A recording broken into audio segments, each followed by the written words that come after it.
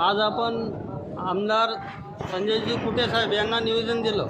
नेमकं या निवेदनामध्ये काय मागणी आहेत आपल्या, काय सांगाल? काय मागण्या ज्या आहेत कलावंतांच्या, म्हणजे बहुजन समाज कलावंत सेवा संस्थेच्या वतीनं एक मंडळ स्थापन केलेलं आहे आणि जे कलावंत आहेत जुने आणि नवीन, जुन्या बऱ्याचशा कलावंतांना एक दोन वर्षापासून त्यांचं मानधन मिळालेलं नाही।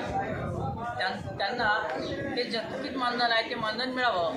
त्याचप्रमाणे अपंग जे आहेत, दिव्यांग, त्यांनासुद्धा मानधन मिळावं। आणि आज जे 1500 ते 12,000 मानधन आहे, तर त्या मानधनात महागाई वाढल्यामुळे 15,000 रुपये दरमहा मानधन करावं आणि दरमहा ते शासनानं वेतन मानधन या कलावंताच्या खात्यात जमा करावं।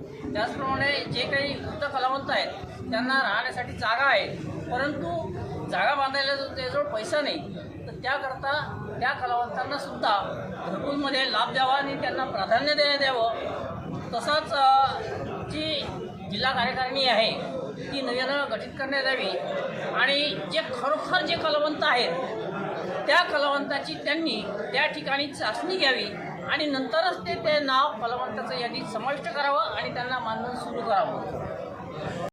आपण कलावंतांना मानधन मिळण्यासाठी या जळगाव मतदारसंघाचे आमदार संजयजी कुटे साहेब यांना आज निवेदन दिलं। नेमकं कलावंतांना जे मानधन मिळते ते यामध्ये वयाची अट किती आहे, काय सांगाल आपण? यामध्ये वयाची अट 50 वर्षाची आहे। त्याऐवजी आम्ही शासनाला अशी विनंती करतो की कलावंत हा 5-6 वर्षाचाही असू शकते, त्याच्यासाठी ही कलावंताची जी वयाची अट आहे ती कमीत कमी 15 ते 20 वर्षावर आणण्यात हरकत नाही। दुसरी गोष्ट अशी की कलावंतांचं जे फाईल जात असते, जे ऑनलाईन करतो आपण, त्या कागदपत्रावर विसंबून न राहता त्यांची स्वतः प्रत्येक पंचायत समितीला चाचणी घेण्यात यावी अशी आमची त्यांना विनंती आहे।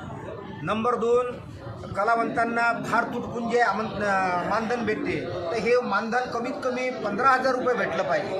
त्याचप्रमाणे कलावंतांना स्टेजवर कार्यक्रम करत असताना जर काही अनुचित प्रकार घडला तर त्यांना ताबडतोब 1 लाख रुपयाची मदत देण्यात यावी अशी आम्ही शासनाला विनंती करतो।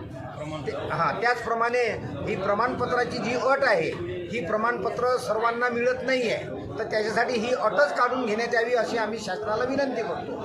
त्याचप्रमाणे वैद्यकीय सेवा जी आहे ही कलावंतांना मिळालीच पाहिजे, त्यांना घरकुलाचा लाभ मिळालाच पाहिजे, अग्रगण्य प्रतीत देऊन त्यांना तो लाभ भेटला पाहिजे अशी आमची सर्व संग्रामपूर, जळगाव सर्व तालुक्याची विनंती आहे की हे काम शासनाने आमचं केलं पाहिजे, ही नम्र विनंती आहे।